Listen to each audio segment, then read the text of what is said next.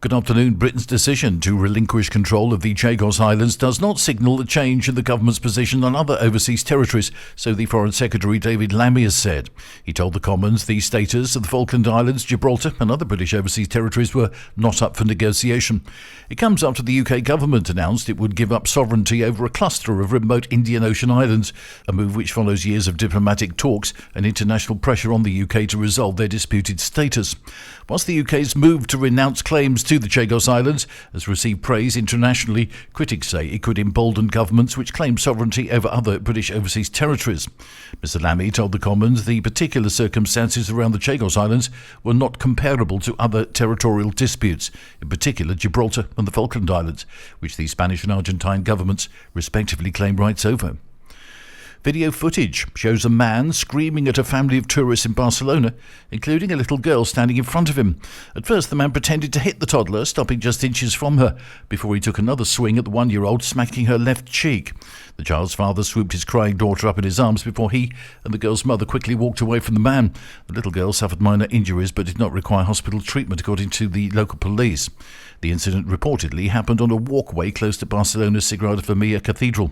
The 31-year-old man, an Ecuadorian national, allegedly assaulted 2 other people over the weekend before he was arrested by police on Sunday. Another of his alleged victims is a 60-year-old man who suffered cuts to his face and was left with bruises all over his body. The attacker was identified via the video footage and eyewitness descriptions. The man is due to appear in court today.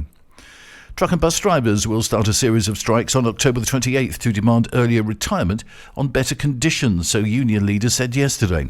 Drivers will walk out on October the 28th, November the 11th, 28th and 29th, December the 5th and 9th, and will begin an indefinite strike on December the 23rd if their demands are not met.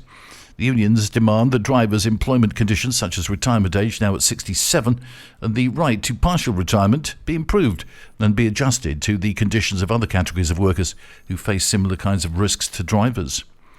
Big taxes will be imposed on imports of electric vehicles from China to the EU after the majority of member states backed the plans.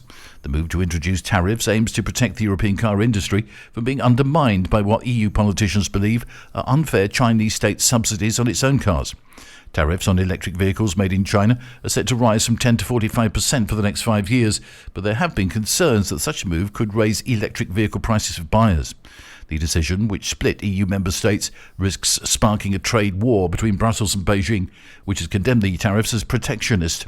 Prime Minister Pedro Sanchez said last month during a visit to China that the EU should reconsider its position on tariffs and urge Brussels and Beijing to avoid a trade war. That's the latest from TRE. I'm Bob James.